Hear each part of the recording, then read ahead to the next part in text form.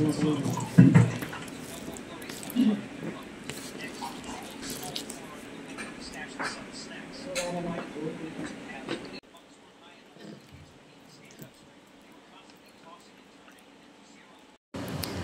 guys, eto na naman nga tayo. Magluluto nga pala ako dito ng pangbaon namin ni Mrs. Tapos pang-ulam na rin ng mga bata. Bali, ang lulutuin ko nga pala dito ay sinarsahang baboy. Kalasa pala siya ng kaldereta, tsaka minudo, tapos mechado. Pero sinarasahang baboy yan. Bali, nagprito pala ako dito ng patatas, carrot, tapos sinabay ko na yung bell pepper.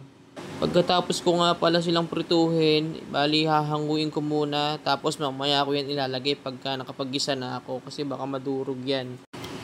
At eto na nga, mag-gisa muna tayo ng sibuyas.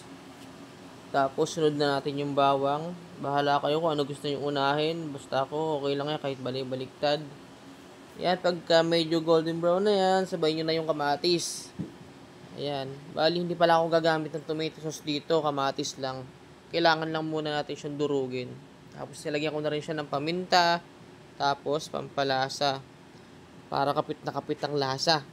Ayan, halu-haluin nyo lang yan. At pagkatapos yung igisa at nadurog na yung kamatis, syempre kailangan mo nang ilagay yung baboy.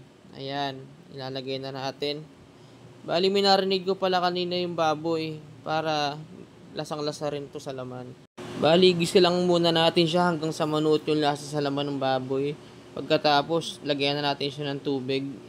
Pakukuluin na natin siya para lumambot yung baboy. Mga ilang minuto lang. Tapos, lagyan mo na siya ng rino. Yan nga pala ang isa sa magpapasarap ng ulam natin ngayon. Malasang malasa yan pagka yan kumulo na at naluto.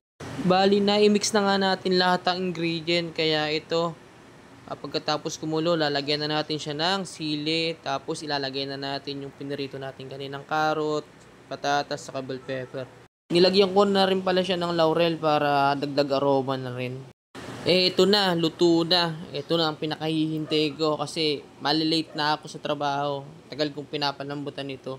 Bali, habang nagluluto pala ako dito, panayantingin ko sa orasan ko kasi naghahabol din ako ng oras. Bali, pagkatapos ko nga palang lutuin yan, ipagagaya ko ng pagkain yung misis ko, hahatiran ko pa sa trabaho niya. Tapos, papasok na rin ako sa trabaho.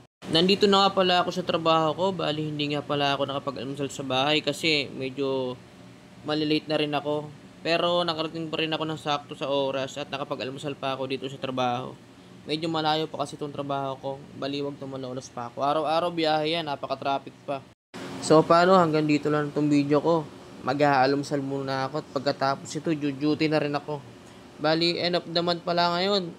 October 31, gawaan ng report. Sana makabenta pa tayo. Hanggang dito lang itong video ko. Sana dumami pa kayong mga followers ko. Maraming salamat.